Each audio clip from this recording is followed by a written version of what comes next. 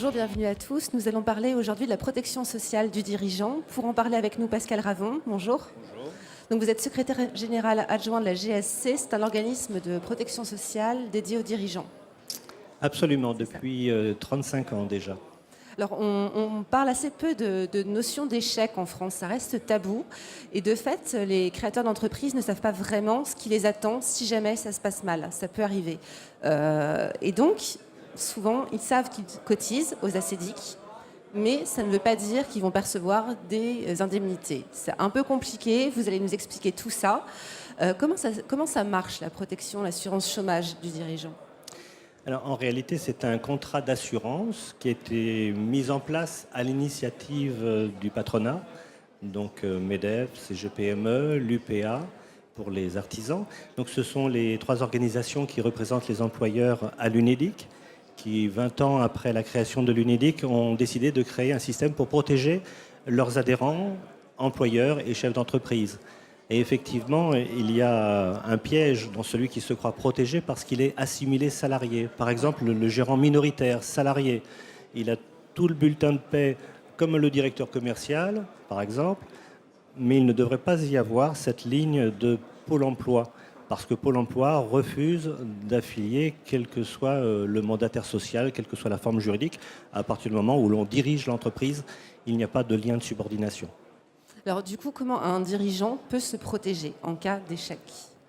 Alors c'est en souscrivant ce contrat qui a été confié à Groupama Gann en matière d'assurance, mais c'est un pool de co-assureurs également là, avec une assise financière très solide. Et comme tout contrat d'assurance, il y a ce que l'on appelle un délai d'attente. Il faut souscrire ce contrat au moins 1 an avant qu'il y ait problème et lorsque l'entreprise est encore en bonne situation économique et financière. Donc il faut anticiper. Absolument. Ça coûte cher ?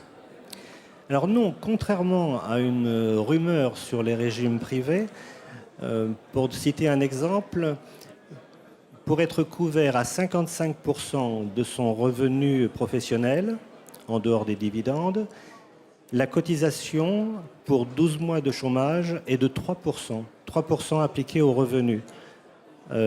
Si l'on compare aux 6,40 de Pôle emploi, appliqué à un revenu brut, on est en dessous de la moitié d'une cotisation d'un salarié, quand on considère bien sûr la part patronale et la part salariale.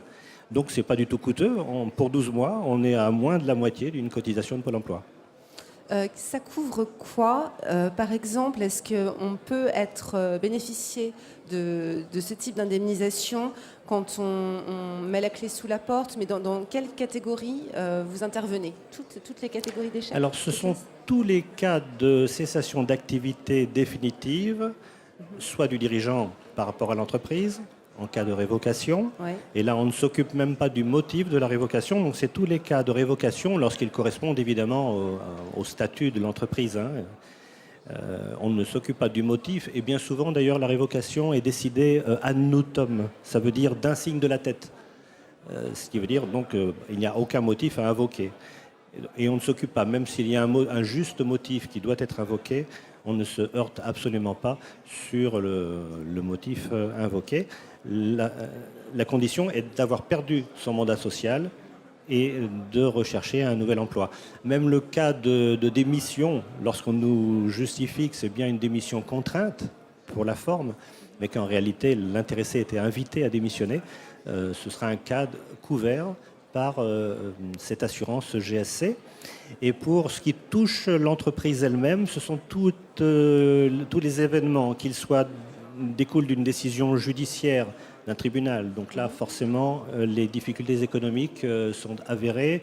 Il n'y a même pas à chercher, à étudier profondément. Mais aussi les décisions à l'amiable. Le dirigeant peut décider avec ses associés, s'il y en a, de fermer l'entreprise pour ne pas aller au dépôt de bilan.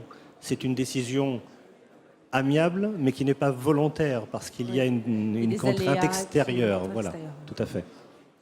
Très bien. Eh bien, merci beaucoup de nous avoir permis d'en savoir un petit peu plus sur cette protection sociale. Je vous en prie, merci.